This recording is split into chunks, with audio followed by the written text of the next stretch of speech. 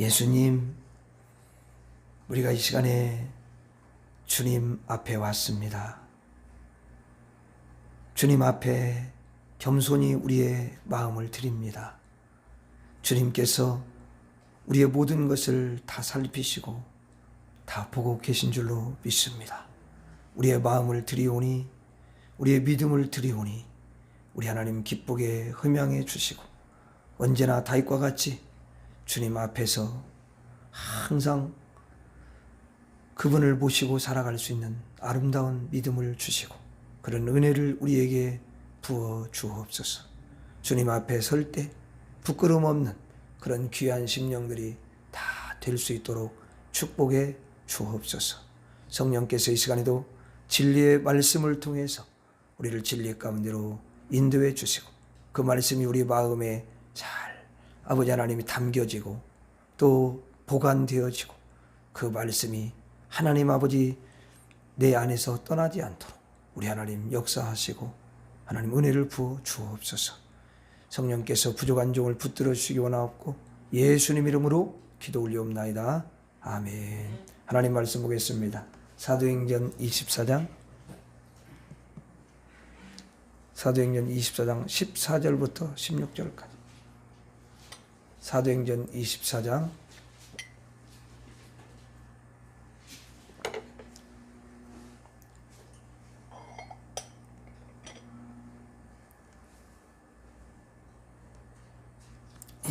14절부터 16절까지 함께 우리 읽겠습니다. 같이 읽습니다. 시작. 그러나 이것을 당신께 고백하리이다.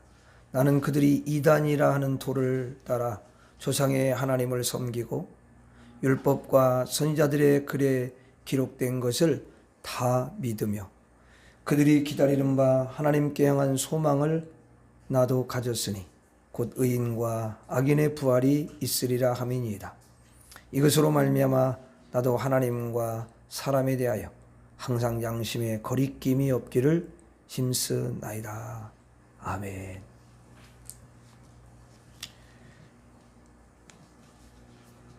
자, 오늘 여러분들과 함께 이제 의인과 악인의 그 부활에 대해서 함께 살펴보려고 합니다. 소리가 이렇게 작냐 그랬더니 마이크 하나 꺼져 있었네. 그러니까 소리가 좀 이상한 소리가 왜 작지 그랬더니 자, 오늘 이제 우리가 읽은 말씀은요, 사도 바울이 이 복음을 전하다 보니까 사실 이방인들로부터 많이 핍박을 받는 것보다 그 동족 유대인들이 그렇게 자기를 괴롭히고 자기를 죽이려고 하고 그렇게 한 거죠. 그러니까 참 너무 힘든 거예요. 이제 우리가 읽은 말씀에도 대제사장과 그 장로들, 그러니까 유대인의 종교 지도자들이죠.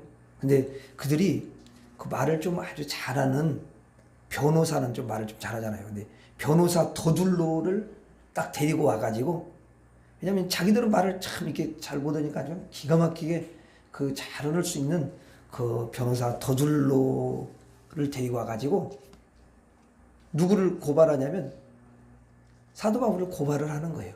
그냥 그래 말을 또 잘해야 또 고발이 잘 되고, 그래서 어떻게 하면 사도 바울을 죽일까 이런 생각을 하니까 그렇게 고발을 하는 거죠. 그때 이제 고발을 해도 상대의 말을 들어봐야 되는 거예요. 이게 이제 법정에서 일어나는 건데, 그래서 총독 벨릭스가 바울에게 말할 기회를 줘요. 그래서 바울이 자신을 지금 변호하는 내용이에요. 이게 변호하는 내용. 그 변호하는 내용이 이제 그 24장에 쭉 나오는데 전체 다 살펴보기는 좀 그러니까 우리가 이 부분 의인과 악인의 부활을 함께 살펴보려고 그래요. 자, 바울의 변호를 우리가 한번 들어봅니다. 거기 보면 사도행전 24장 14절에 그러나 이것을 당신께 내가 고백하리이다. 나는 그들이 이단이라는 도를 따라 조상의 하나님을 섬기고 율법과 선지자들의 글에 기록한 것을 다 믿으며. 자, 여기 보면은 사도 바울이 믿고 따르는 도가 나오는데 이 도를 안 믿는 사람들이 이 도를 믿고 따르는 사도 바울을 뭐라고 하냐면 이단이다 이렇게 말을 하는 거예요.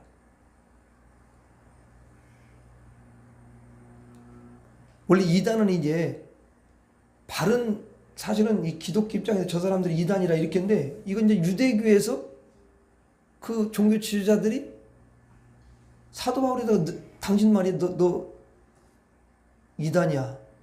지금 이단에 그 속한 도를 갖다 너는 따르고 있어. 이렇게 말하는 거예요. 그 졸지 이단이 된 거야 사도 바울이.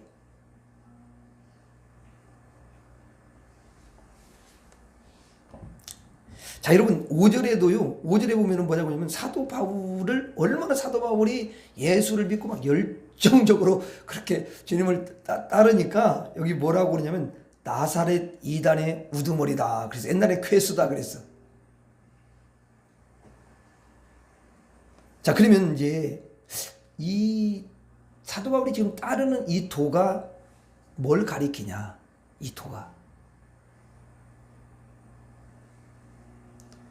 자 유대 지도자들이 사도 바울을 가리키기 이단이라는 도라고 했는데 사도 바울은 이 이단이라는 도를 따라서 하나님을 섬기고 율법과 선지자들의 글에 기록된 것을 다 믿는다. 이렇게 14절에 로마 총독 벨릭스 앞에서 고백을 하고 있잖아요. 그러면 도는 도대체 뭐냐? 도가 사도 바울이 그렇게 따른다는 거 뭐냐면 딱 뭐가 깔려 있냐면 그걸 믿으니까 따르는 거야. 믿고 따르는 거야 사도 바울이. 뭔 말인지 이해가 되시죠? 예, 그걸 전제를 하는 거예요. 자 그럼 이 도가 뭐냐면 우리가 이제 이 도는 단순한 게 아니야. 한번 따라서 하겠습니다. 구원의 도다. 예, 구원의 도. 그러니까 구원을 받을 수 있는 도라는 거예요. 원래 사도 바울은 이랬어요. 원래 이 사도 바울은 이 구원받는 도를 믿고 예수님을 따르는 사람들을 오히려 핍박하면서 이단의 도라고 생각했던 거예요. 원래 이제 그 예수를 믿기 전에 자기가 그렇게 생각했어요. 저것들이 이단의 도야. 그렇게 생각. 왜냐하면 예수를 믿기 전이니까 자기가 예수 믿는 사람들한테 유대교 입장에서 보는 거야. 그래서 저들이 이단의 도 잘못된 거야 저거.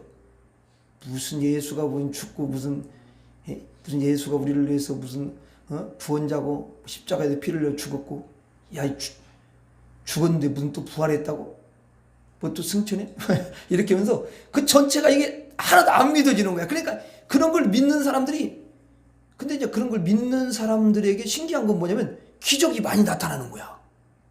이 자기들이 믿는 예수의 이름으로 놀라운 일들이 지금까지 유대교에서 제대로 행하지도 못했던 그런 기적들이 계속 일어나는 거야. 귀신도 쫓아나고 병든 자들이 치료받고 그리고 막 기쁨이 충만하고 놀라운 일들이 막 일어나는 거야. 그러니까 자기가 볼 때는 저것들은 좀 이상하다. 그리고 이단의 도를 쫓고 있는 거다. 이렇게 바울이 사실은 생각했던 거예요. 그래서 바울은 예수님을 만나기 전에 어떻게 했냐면은 사도행전 9장 1절 2절에 보면은 사도행전 9장 1절 제가 1절 2절 읽어드릴게요. 사울이 주의 사자들에 대해서 주의 제자들에 대해서 여전히 위협과 살기가 등등하여 대제사장에게 가서 다메섹 여러 회당에 가져갈 공문을 청하니 이는 만일 그 도를 따르는 사람을 만나면 남녀를 막론하고 결박하여 예루살렘으로 잡아오려 함이라. 여기도 그 도를 따르는 이 도가 누구였어요? 구원의 도 예수님의 그 도를 따르는 사람들을 잡아오려고 그런 거야. 그래서 공문까지 왜냐면 공문이 진짜 확실하잖아 더 그렇죠? 그러니까 다 얼마나 머리가 좋아 사도 바울이. 그러니까 철두철미하게 계획해가지고 물론 예수 믿는 것도 또 그렇게 믿었긴 하지만 이게 정말 아주 너무너무 철두철미해. 이런 바울이 다메섹에 이제 여러분 믿는 사람 또 잡으러 가다가 거기서 자기가 지금까지 뭐 예수가 부활했다고 뭐 어쩌고 뭐 승천해가지고 그러고 하늘을 갔다고 근데 그 예수님을 만난 거잖아요. 이야 진짜.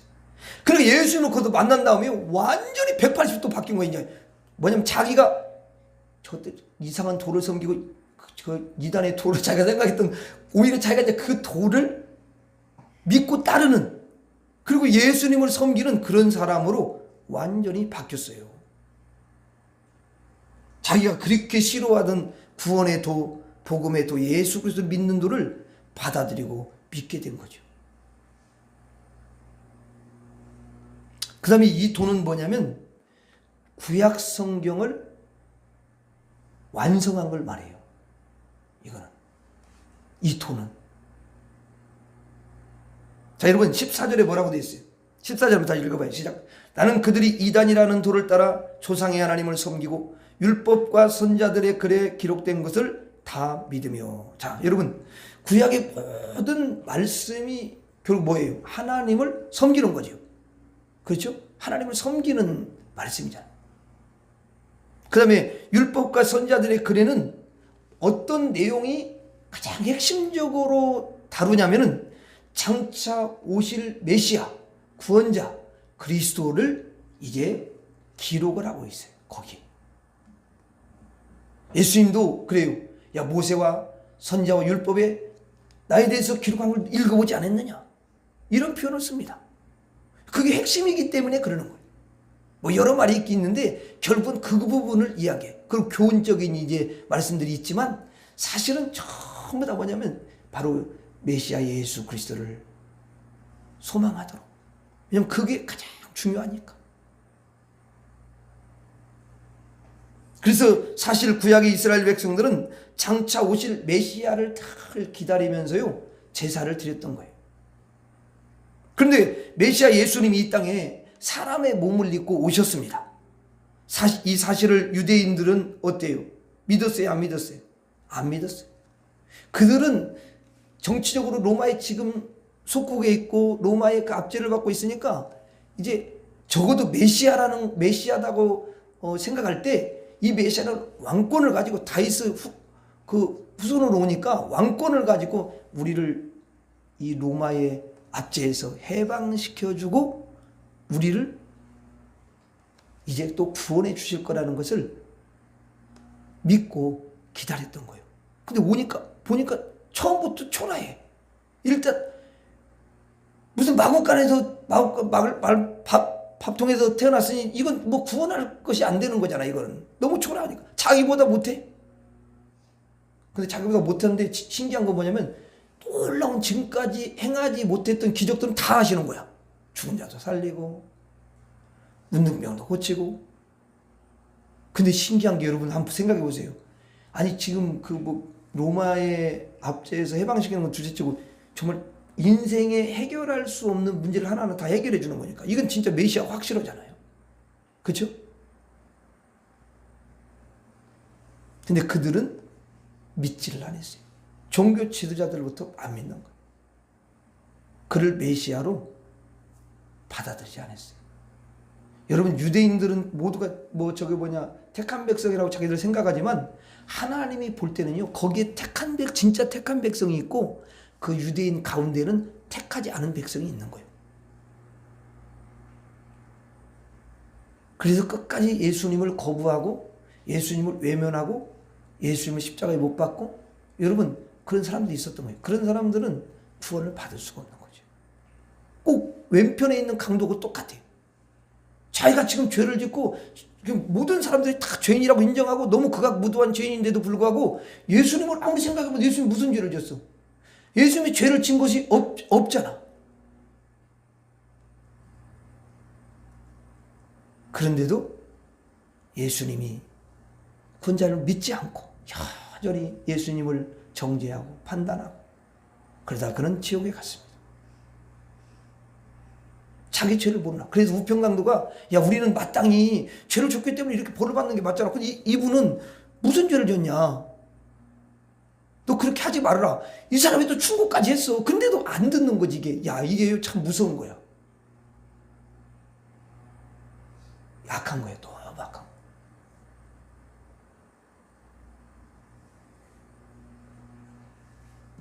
근데 우평강도는 이제 예수여 당신의 나라 임할 때 나를 기억해 주십시오. 나를 좀 구원해 주세요. 그렇게 했을 때 그 한마디가 그를 구원해 준 거예요. 예수님, 야 이게 여러분 그는 택한 백성이었기 때문에 그런 줄로 믿습니다. 택한 백성이구나.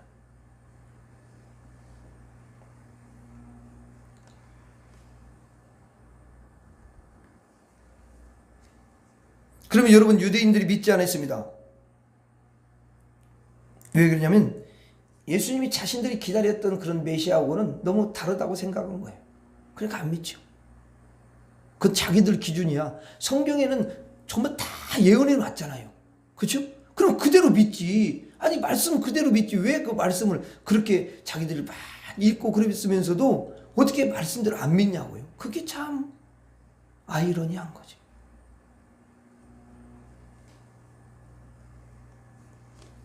그래서 예수님이 십자가에 죽으시고 3일 만에 부활하셨다는데 이것을 믿고 예수님을 따르고 그리고 예수님을 전하는 사람들을 그들은 아주 싫어했어요.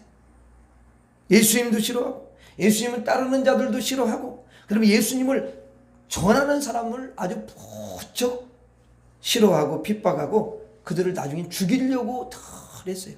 그렇게 항상 의논하고 죽이려고.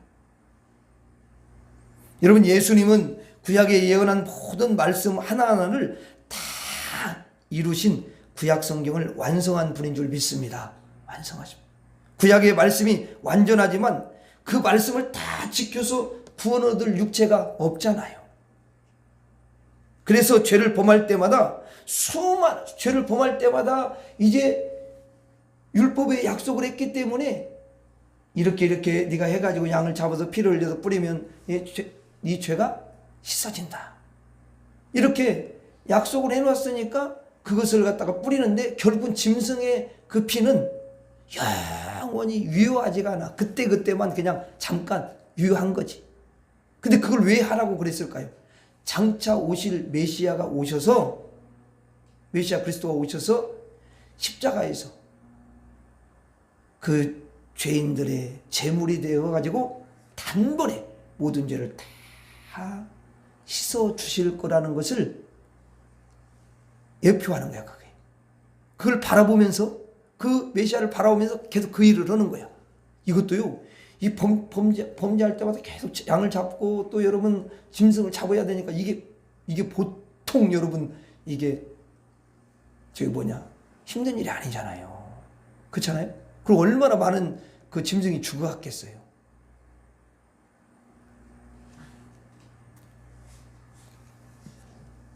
그래서 예수님이 오시기까지 그들은 짐승의 피로 죄를 계속 씻었죠. 그러나 짐승의 피로는 죄를 완전히 씻을 수가 없었어요.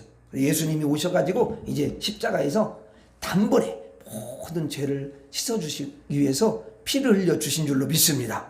예, 피를 흘려주셨어요. 그러니까 이제 더 이상 예수를 믿으면 더 이상 그냥 단번에 죄를 다 씻었는데 더 이상 제사를 드릴 필요가 없게 된 거죠. 이게 여러분 얼마나 큰 축복입니까? 아니, 여러분 제사를 드릴 때면 무슨 그냥 제사가 드려집니까? 기본으로 짐승을 잡아야 되는데 짐승 값이 얼마입니까? 사실 사람들은 그거 잘 몰라요. 그리고 여러분 짐승을 그 산 짐승을 잡아서 죽여가지고 피를 뿌린 거 여러분 그 좀 뭐랄까 그 뭐 꼭 어떻게 보면 뭔가 이게 좀 겁이 없어야 그것도 하는 거지. 겁나는 사람 한 번씩 할 때마다 얼마나 두렵겠어. 그게 하는 것이. 옛날에 여러분 그 짐승 잡고는 백정이잖아. 그럼 그런 사람들이 쉽지만은 그냥 이게 좀 원래 또 여린 사람들도 있잖아. 그럼 그거 하는 것이 너무 두려울 거 아니야 이게. 그리고 또 돈 들어가지, 희생해야지. 얼마나 거기까지 가서 또 제사를 드려야지. 이런 게 얼마나 힘드냐고. 그렇죠? 사람들이 그런 걸 생각 안 해. 예수님의 여러분 그 대속의 피가요 얼마나 여러분 큰지 모릅니다. 이건 말로 형용할 수가 없어. 그래서 구약의 성경을 완성하신 분이 예수님이세요. 예수님만 율법을 지켜서 그렇게 못 되니까 예수님이 그냥 나만 믿어라. 그래서 예수님 믿으면 그 죄를 씻어주는 거예요. 율법을 여러분 지킬 수 없다 그런 말이 아니, 지킬 필요가 없다 그런 의미가 아니에요. 죄를 씻어주면은 거기에 성령을 보내주셔가지고 우리로 하여금 이제는 그 죄에서 자유함을 누리고 그리고 제사에서 해방이 되고 이제는 그 말씀을 따라서 살 수 있는 믿음도 주시고 은혜도 주시고 성령의 능력을 부어주시는 줄로 믿습니다. 여러분, 말씀대로 오면 주님이 도와주시는 거예요. 이게 참 중요해요. 요즘에 신앙생활을 하면서 사람들이 사실은 힘겨워하는 것이, 왜냐하면 그게 너무 말씀하고 멀어져서 그래요. 그러니까 사실은 벅찬 거야, 자기가. 주님은 그렇게 하라고 한 적이 없어요. 그러니까 결국은 우리는 말씀을 따라가는 길 외에는 다른 방법이 없어요. 예. 그렇게 해야만이 신앙생활에 정말 자유함이 있고 거기에 놀라운 하나님의 은총이 부어지는 줄로 믿습니다. 그 다음에 이 도는 뭐냐면 성도들이 믿고 따라야 할 법칙이야. 이 도는. 자, 여러분 보세요. 사람이 구원의 도를 받아가지고 예수 그리스도를 마음에 영접한 사람은 뭐가 돼요? 하나님 자녀가 되죠. 그렇죠? 사도 바울처럼 하나님의 자녀가 되는 거예요. 천국을 얻게 되는 거죠. 자, 이제 성도가 되고 하나님의 자녀가 된 사람에게는 뭘 주냐면 하늘의 도를 주는 거야. 예. 왜냐하면 하나님을 어떻게 섬겨야 되는지, 사람과의 관계가 어떻게 해야 되는지, 어떻게 믿음으로 살아야 되는지, 어떻게 하늘 방식으로 살아야 되는지, 이런 것을 자세하게 성경에 기록을 해놓은 거야. 여러분, 그게 이제 예수를 믿고 난 다음에 우리가 따르고 또 순종해야 할 법칙인 거야, 그게. 그래서 이 도는 하나님의 자녀로서 이제 어떻게 하나님을 잘 섬기고 또 그 사람들을 어떻게 섬기고 어떤 관계를 맺고 이렇게 살아가는지를 자세하게 성경은 알려줍니다. 부모와의 관계, 또 자식과의 관계, 또 이제 회사에 가면은 거도사 관계, 이런 모든 것들을 자세하게 성경은 가르쳐, 하나에서 열까지. 이게 다 성경에 나와 있는 거예요. 그냥 그래서 그렇게 할 때 그 사람은 반드시 하나님이 복을 주게 돼 있어요. 그리고 관계가 다 형통한 거야, 이게. 그러니까 여러분, 우리 교회 생활하는 것도 마찬가지야. 이게 교회 생활이며 다 이런 것을 성경이 가르치는 대로 해야 돼요. 내가 생각했던 거, 뭐 내 방식, 이런 걸 내려놓는 게, 그게 바로 하나님의 말씀을 따라서, 하나님의 이 도를 따라서 살아가는 거예요. 그러면 하나님이 반드시 그 사람에게는 은혜를 주십니다. 승리하게 하셔요. 진짜 그래요. 그런데 여러분, 그 말씀에서 벗어나기 시작하면요, 결국은 다 합리화밖에 안 돼요. 자기가 이렇게 합리화, 저렇게 합리화, 내 생각까지 이렇게 하면 결과가 어떻게 되냐? 결과 잘 될 것 같지만 그렇게 되면은 여러분 하나님을 더 멀리해져요. 그래서 하나님은 반드시 이제 신앙생활 할 때는 뭐 초신자야 괜찮아요. 초신자는 처음부터 잘 모르니까. 근데 신앙생활 오래다 보면 이 하나님을 섬기는, 하나님을 따라서 살라고 그래. 네. 그거를 우리가 배우는 거예요. 교회 와서 배우는 거예요. 아니면 이제 본인이 말씀을 계속 읽으면 누가 스승이 되냐? 성령이 스승이 되셔서 하나하나 가르쳐 주셔. 근데 그분의 수준만큼만 가르쳐. 내가 성경을 읽는데 그분은 나 이렇게 많이 읽는데 왜 이렇게 잘 안 깨달아지고 이러지? 근데 그분은 그 수준에서만 하는 거예요. 더 해도 안 돼, 이분은.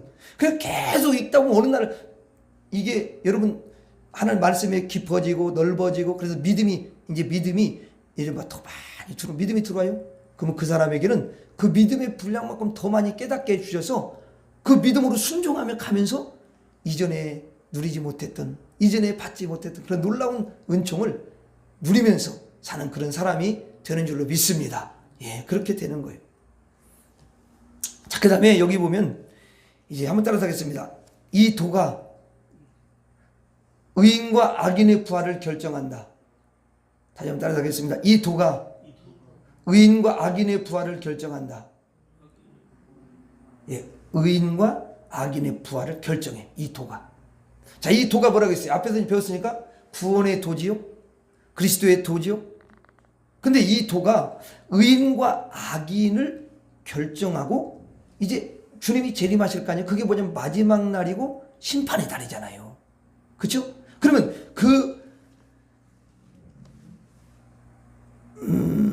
예수님이 재림하실 때 마지막 날에 의인과 악인의 부활이 나타난다는 거야.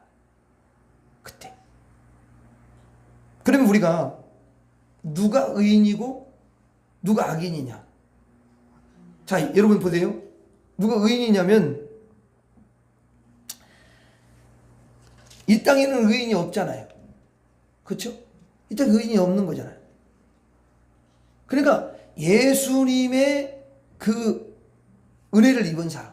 그래서 예수님이 나 같은 죄인을 위해서 이렇게 피를 흘려 주셨구나. 이것이 믿어지고, 그래서 그 예수님을 마음에 영접한 사람은 의인이 됩니다. 여러분, 왜 예수님만 믿어야 의인이 되냐는? 그렇잖아요. 왜 예수님만 믿으면 예수님만 믿어야 의인이 돼요? 부처님 믿으면 안 되나? 아니, 공자 열심히 믿으면 공자의 가르침을 따라서 살고 그러면은 의인이 안 되나? 의인 그렇게는 안 되나? 안 됩니다. 왜냐하면 성경은 모든 사람이 죄인이라는 거야. 그래서 성경은 의인은 없나니 하나도 없다, 이런 말씀을 하셔요. 사람은 늘 이런 이야기하지만 영혼이, 보이지 않는 영혼이 있고 육체가 있어요. 그리고 육체 안에 영혼이 있으니까 당연히 안 보이겠죠. 그렇죠? 육체만 보이죠. 여러분, 보이는 육체가 이제 다른 사람에게 비할 때 윤리적으로나 도덕적으로 저 사람보다 좀 많이 나아. 우리는 그런 사람을 누구라고 그러냐면 좀 인격적이다, 인격적인 사람이다, 그런 표현을 써. 세상에선 그래. 그래서 존경을 해, 사람들이. 야, 저 사람은 법 없이도 살 사람이야. 겉으로 보니까 정말 그래. 그렇게 보여. 또 그런 모습을 나타내기도 합니다. 그런데 하나님이 그 사람의 영혼을 볼 때는 하나님은 육체만 보는 게 아니잖아. 근본을 보는 거야. 영혼을 딱 볼 때 그냥 죄로 새카맣게 되어 있는 거야. 이게 뭐냐면 영적인 현실이야. 하나님이 그걸 보고 계셔. 그 영혼이 그렇게 새카매져요.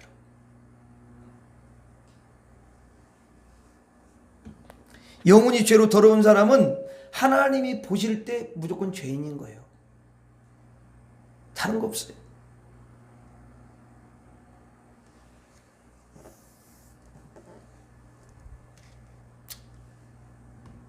여러분, 이 죄가 하나도 없는 의인이신 예수님만이 해결해 주실 수가 있어요. 그럼 어떻게 그걸 해결해 주냐?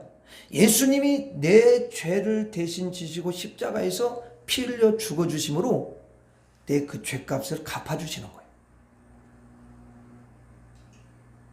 그래서 해결해 줘요. 그리고 예수님이 십자가에서 흘리신 그 피가 있잖아요. 그 피가 그 더러운 영혼을 씻어주는 거예요. 그러면 예수님의 피가 딱 임할 때 예수님의 그 피로 그 영혼이 깨끗하게 씻김 받아가지고 어떤 죄인도 의롭게 되고 거룩하게 되는 거죠.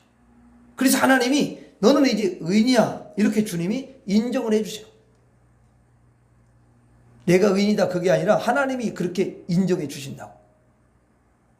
그것도 결국은 말씀대로 그게 다 있기 때문에 하나님은 그 말씀이 거짓이 아니잖아. 그렇죠?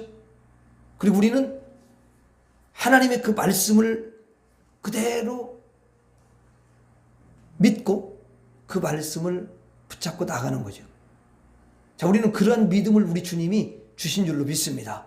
여러분, 그게 참 큰 축복이에요. 믿어진다는 게 축복이야. 그리고 어떤 많은 이제 유혹이 오지요. 세상에 살면 그 육신의 이게 소리가 들리죠. 그러면 그때 우리는 영원한 그 약속의 말씀을 딱 그때 붙잡아야 돼. 실제로 우리가 체험은 했지만 그래도 이게 또 육체를 가지고 흔들릴 수가 있기 때문에 영혼이 변chất 말씀을 붙잡으면 다시 맞아. 예수님이 내 모든 죄를 씻어줬잖아. 내 영혼은 너무도 깨끗하게 됐어. 하나님이 나를 의인이라고 하셨어. 그리고 자신이 나는 의인이야. 하나님의 은혜로 나는 의인이 된 거야. 예수의 피로 의인이 됐어. 이렇게 고백하면 그때 더 확신이 오고 우리가 정말 하나님의 은혜에 더 감격이 되는 줄로 믿습니다. 예, 그렇게 되는 거예요. 그래가지고 이제 여러분들이 거룩하게 됐으니까, 의인이 됐으니까 어디에 참여할 수가 있게 되면 의인의 부활에 참여하게 돼요. 의인이 된 사람만 의인의 부활에 참여할 수가 있어요. 안 됐으면은 어디에 참여해요? 당연히 악인의 부활에 참여하겠죠. 둘 중에 하나. 아니, 의인의 부활하고 악인의 부활이 있는 것이지 중간에 무슨 뭐 여러분 다른 부활이 또 있는 게 아닙니다. 예? 다른 부활을 생각하면 안 돼요. 그게 이제 잘못된 거예요. 둘 중에 하나예요. 예. 여러분 사도행전 24장 15절에 유대인들도 하나님께 향한 소망을 가지고 있었다 그랬어요. 그 소망이 뭐예요? 15절 한번 읽어봐요. 다시 한번 시작. 그들이 기다리는 바 하나님께 향한 소망을 나도 가졌으니 곧 의인과 악인의 부활이 있으리라 함이니이다. 자, 하나님께 향한 소망이 뭐냐면 의인과 악인의 부활이 있다는 거예요. 자, 우리는 여기서 부활은 두 종류의 부활이 있구나, 이것을 알 수가 있는 거죠. 그렇죠? 예. 자, 의인과 악인의 부활이죠. 마지막 날에 의인의 부활에 참여하느냐, 악인의 부활에 참여하느냐, 이게 너무 중요해. 왜 중요하죠? 그 부활이요, 영원하기 때문에 그래요. 그래서 의인의 부활에 참여하면 천국에서 영원한 복락을 누리는 최고의 여러분 복을 받게 되지만, 이제 악인의 부활에 참여하게 되면은 영원히 고통당하는 불꽃이 타오르는 지옥불에 떨어지게 된다라는 거야. 그러니까 너무너무 중요한 거죠. 그렇죠? 이거 너무 중요해요. 의인의 부활에 여러분 우리 모두가 다 참여해야 될 줄로 믿습니다. 예수님의 말씀을 우리가 좀 들어볼 필요가 있는데요. 예수님께서는 두 종류의 부활을 이 땅에 오셔서 말씀하신 적이 있어요. 두 종류의 부활을 한번 찾아봐요. 자, 요한복음 5장 29절. 지금 말씀은 그대로 저 표시해뒀고 이거 찾아봐. 이게 참 중요하니까. 요한복음 5장 29절. 이거는 제자들이 말한 것도 아니야. 이건 누가 말했다고요? 그렇지. 이게 참 우리는 성경을 보면서 사복음서 있잖아요. 거기 이렇게 보면서 예수님이 하신 말씀인지 누가 다른 이게 제자들이 한 말인지 이걸 한 구분을 해가지고 예수님이 하신 말씀이면요, 진짜 이거는 깊이 생각을 많이 해야 돼. 예? 그거는 뭐 빼도 박도 알 수 없잖아. 물론 그렇다고 해서 제자들이 한 말씀이 좀 틀리다 그런 의미는 아니야. 근데 예수님이 직접 말씀하신 것은 얼마나 의미가 있겠냐고. 그렇죠? 자, 보세요. 예수님이 뭐라고 이 두 종류의 부활을 이야기했냐면, 자, 29절 같이 읽어봐요. 시작. 선한 일을 행한 자는 생명의 부활로, 악한 일을 행한 자는 심판의 부활로 나오리라. 자, 사도 바울은 악인과 의인의 부활이다 이렇게 말해서, 근데 예수님은 조금 더 실제적으로 이야기하는 게 뭐냐면 선한 일을 행한 자는 생명의 부활로. 그렇죠. 생명의 부활이죠. 천국의 부활이죠. 영원히 복을 누리는 생명의. 그러나 악한 일을 행한 자는 무슨 부활로 나온다고요? 심판의 부활. 예수님이 심판을 받아서 지옥에 가는 거야. 이게. 그러니까 이게 굉장히 예수님이 말씀하신 것은 작지만은 거기에 영적인 진리가 엑기스가 딱 들어가 있는 거야. 예? 엑기스가 들어가 있는 거야. 요한복음에는 그런 말씀들이 가득해. 짧은데 아주 거기에는 깊은 진리가 숨겨진 거예요.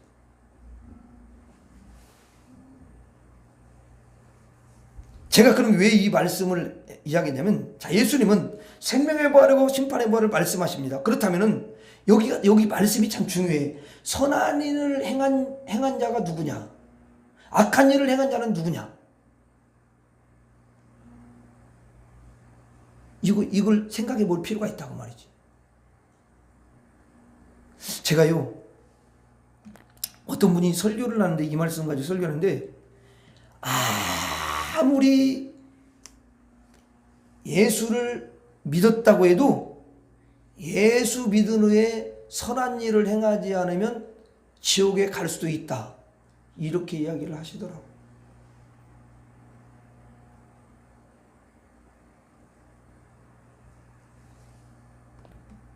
그래서 악한 일을 하는 자는 천국에 갈 수 없고 지옥에 간다, 이렇게 말씀을 하셔요. 그래서 제가 그 말씀을 한번 다시 봤어요. 또 왜냐하면 더 예수님이 분명히 이 말씀에 대해서 자세히 설명을 분명히 앞에서 했을 거다, 나는 그런 생각이 들었어. 그래서 여기 보여요. 자, 그러면 이제 그런 말씀들이 맞냐는 거야. 조금 이제 이게 뭐냐면은 전반적으로 그 말씀 앞에 문맥을 좀 봤으면 참 좋았을 텐데, 이제 그런 부분을 놓쳤기 때문에 그 말씀만 쫙 뽑아서, 원래 이제 좀 이단들의 특징은 말씀을 쫙 뽑아가지고 이야기를 해요. 이제 그런 부분은 조심을 해야 돼요. 해석이 잘못되니까. 자, 그래서 보세요. 자, 그러면 이 말씀은 예수님이 직접 말씀하신 말씀인데, 선한 일과 악한 일이, 세상에서 사람들이 말하는 악한 일, 선한 일, 뭐 거짓말하고 또 남을 괴롭히고 이런 악한 일이냐, 남을 뭐 이렇게 베풀고 나눠주고 하는 그걸 선한 일이냐, 이렇게 말하냐는 거야. 이게 이 말씀이 진짜 그러냐는 거야. 이게 어떤 행실이 선하고 악하고 거기에 초점을 맞춰서 예수님이 하신 말씀일까?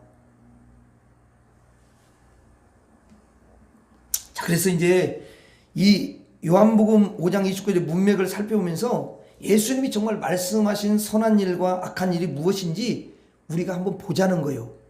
그리고 여러분들도 주님 앞에 가는 그날까지 이 말씀이 이런 뜻이었구나 분명하게 마음에 새기고, 누가 이야기하면 성경을 펴가지고 설명을 좀 해주라, 그 말이지. 뭔 말 알겠어요? 아니, 그렇게 해야 될 거 아니야. 그래, 성경적으로 이야기를 해줘야 될 거 아니야.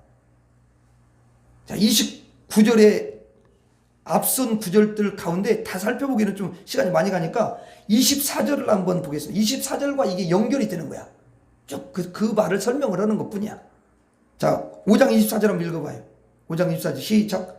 내가 진실로 진실로 너에게 이르노니 내 말을 듣고 또 나 보내신 이를 믿는 자는 영생을 얻었고 심판에 이르지 아니하나니 사망에서 생명으로 옮겼느니라. 자, 우리가 이 말씀을 암송하고 있죠. 그렇죠?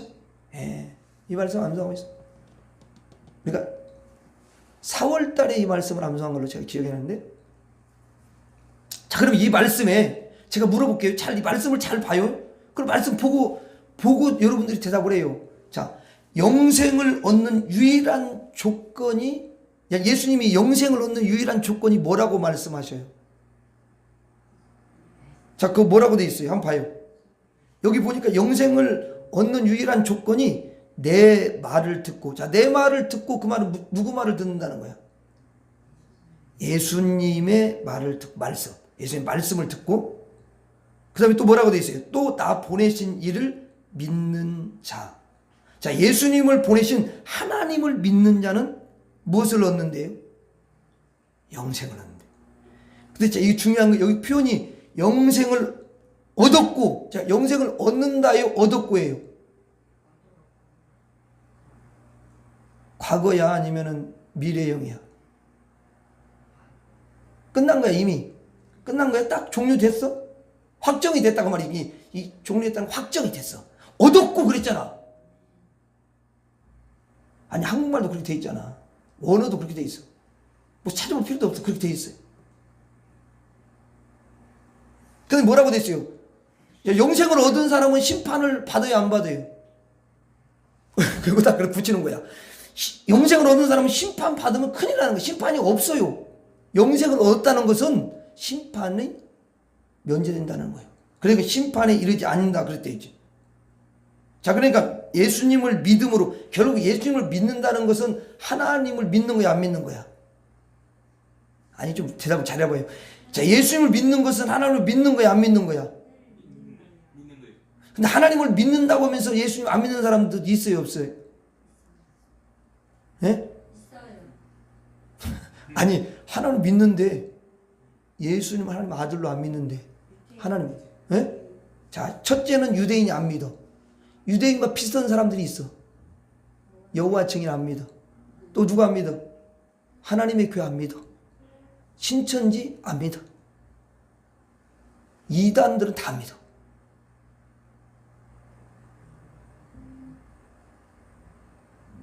그러면 그 사람들은 영생이 있는 거예요, 없는 거예요? 심판 받아야 안 받아요? 영생을 없으면 심판 받아야 되는 거예요. 예? 이 말씀 한마디 한마디가 너무 중요해. 그래서 예수를 믿음으로 이미 영생을 얻었고 뭐라고 하냐면 사망에서 생명으로 옮겨버렸대. 사망 끝났어. 사망에서 생명 옮겨버리는데 무슨 사망이 지배를 할 수가 있겠어요? 못해. 영원히 못하는 거야. 그래서 우리는 죽으면 죽었다 그런 표현을 안 써. 뭐라고 쓰죠? 잔다. 그래, 잔다. 생명으로 옮겨버렸기 때문에 그러는 거야. 생명이 영원해. 자, 그렇다면 이러한 맥락에서 볼 때 29절에 선한 일을 행한 자는 보통 세상에서 가르치는 일반적인 도덕적 선행을 많이 한 사람을 가리키는 걸까요? 아니겠죠. 그렇죠? 만일 선행을 하는 사람이 구원받고 천국에 간다면 이런 부부간에 다투거나 싸우거나 미워한 사람은 천국에 가는 거예요? 못 가는 거예요? 못 가는 거지.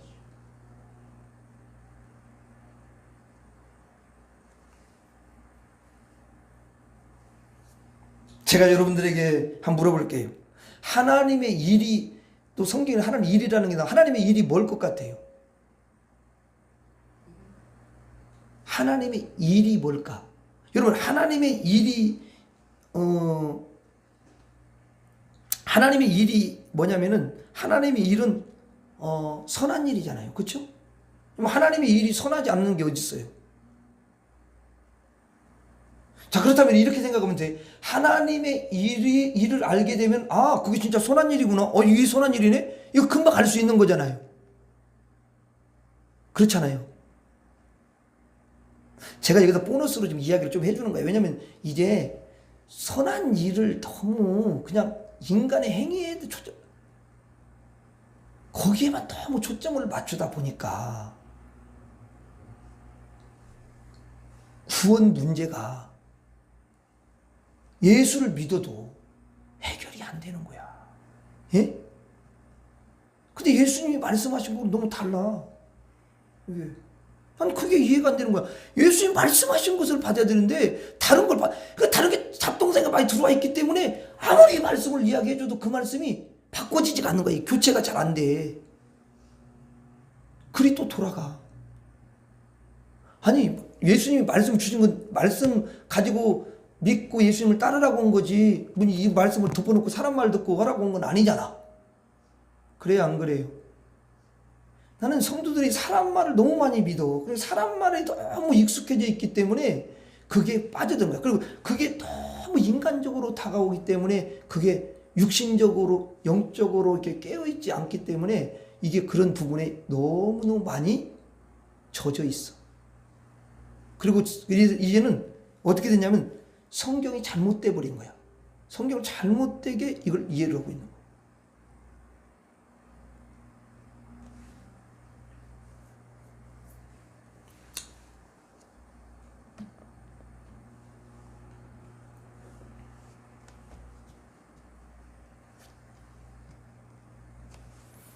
자, 여러분, 예수님이 하나님의 일에 대해서 이야기를 하는데요. 요한복음 6장 28절 29절 한번 봐봐요. 요한복음 6장 28절 29절 한번 읽어봐요. 거기 한번 봐봐요. 그러면 이제 제자들이 물어봐요. 이건 제자들이 물어본 거거든요. 궁금하니까 그런 거겠지. 자, 보세요. 사람들이 물어봐요. 28절. 자, 6장 28절 읽어봐요. 시작. 그들이 묻되 우리가 어떻게 하여야 하나님의 일을 하오리까? 선한 일을 할 수 있냐 그 말이야. 그러니까 뭐라고 하냐면 예수님이 답을 또 잘 알려줘. 이게 요한복음의 특징이야. 뭘 물어보면 답이 다 나와 있어 거의. 잘 보면. 자, 그럼 29절 시작. 예수께서 대답하여 이르시되 하나님께서 보내신 이를 믿는 것이 하나님의 일이니라 하시니. 하나님께서 보내신 이가 누구야? 예수님밖에 누가 있겠냐고. 그렇잖아요. 이거 단수야. 하나님께서 보내신 이. 예수님밖에 누가 있겠냐고. 근데 거기다가 어떤 사람은 또 이단들은 자기 이름으로도, 그러니까 이런 게 문제가 되는 거예요. 자, 그러니까 예수님을 믿는 것이 누구 일이라고요? 하나님의 일이다. 이거 내 말이 아니잖아. 이건 예수님 말씀이잖아. 맞죠? 예수님 말씀이잖아요. 이게 요한복음의 전체적인 흐름을 볼 때에 요한복음 5장 29절에 선한 일은 궁극적으로 뭐예요? 여러분 대답해봐요. 살펴봤으니까. 네? 그렇지. 이게 간단해. 뭐 어려운 게 아니야. 예수님을 믿는 거잖아. 예수님을 믿어가지고, 왜냐면 예수님 믿어야 영생을 얻고, 예수님 믿어야 죄가 씻어지고, 예수님 믿어야 의롭게 되고, 예수님 믿어야 여러분 또 거룩하게 되고, 예수님 믿어야 천국을 가게 되고, 예수님 믿어야만 뭐든 될 거 아니야. 아니 그렇잖아. 지금 이게 중요한 거잖아. 그러니까 선한 일은 진짜 이게 선한 일이야. 그걸 가르는 거야. 성경에서 말하는 진짜 선한 일은 예수님이 가르쳐 주는데 뭐냐면 나를 믿는 거야. 아버지가 보낸 나를 믿는 거야. 이렇게 말씀하는 거야. 그러면 예수님을 딱 믿으면 어떤 일이 되냐? 예수님의 은혜가 딱 임하고, 거기에 여러분 예수님을 딱 믿는 순간에 예수님의 생명이 들어오고, 예수님의 의가 들어와서 의롭게 되고, 또 예수님의 피가 딱 들어와가지고 우리를 씻어주니까 거룩하게 되고, 그래서 여러분 의롭게도 되고 거룩하게 되고, 또 여러분 거기다가 또 예수님 안전장치를 어떻게 써가지고 쟤들이 그래도 어쨌든 얘는 의로운 사람이 되고 거룩한 사람이 되고 선한 사람이 됐으니까, 이제는 선한 일은 나를 믿어가지고 선한 사람이 됐으니까 이제는 그 열매가 너무 삶이 너무 아름답게 되도록 하기 위해서 성령을 보내주시고 능력도 보내주시고 믿음도 주시고, 이렇게 해가지고 무슨 일을 하게 하시냐면은 선한 행동을 하게 하시는 거야. 그러니까 원래 선한 일은 예수님을 믿는 거고, 그러면 뭐냐면 선한 나무가 돼. 쉽게 설명하면 그런 거예요. 선한 뭐가 된다고요? 나무가 된다 그 말이야. 그러면 그 나무에서 나머지 열매가 열려. 열매가 그게 생활의 행실의 열매야. 아니 나무가 열매를 맺히는 나무가 딱 됐는데 그 나무가 선한 나무야. 그러면 선한 열매가 막 이렇게 맺힐 거 아니에요. 근데 악한 나무네. 이제 꼭 나무로 표현하자고 그래. 악한 나무면은 그냥 가만히 있어도 악한 열매가 맺히는 거야 그게. 그래 안 그래요?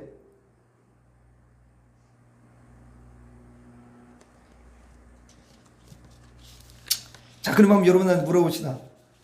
자, 제대로 예수님을 믿었어. 영접을 했어. 생명이 들어왔어. 그리고 믿음 생활을 이렇게 해나가. 그러면 옛날보다도 더 믿음이 이제 여러분 더해가고, 이러면 그 사람의 삶의 열매가 더 아름답게 맺어가겠어요? 안 맺어가겠어요? 맺어가는 거야.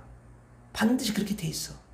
그래서 원래 옛날에는 10번을 다 못 참았는데 9번 참고 8번 참고 이게 줄어가고 있는 거야. 근데 조금 더딜 뿐이야.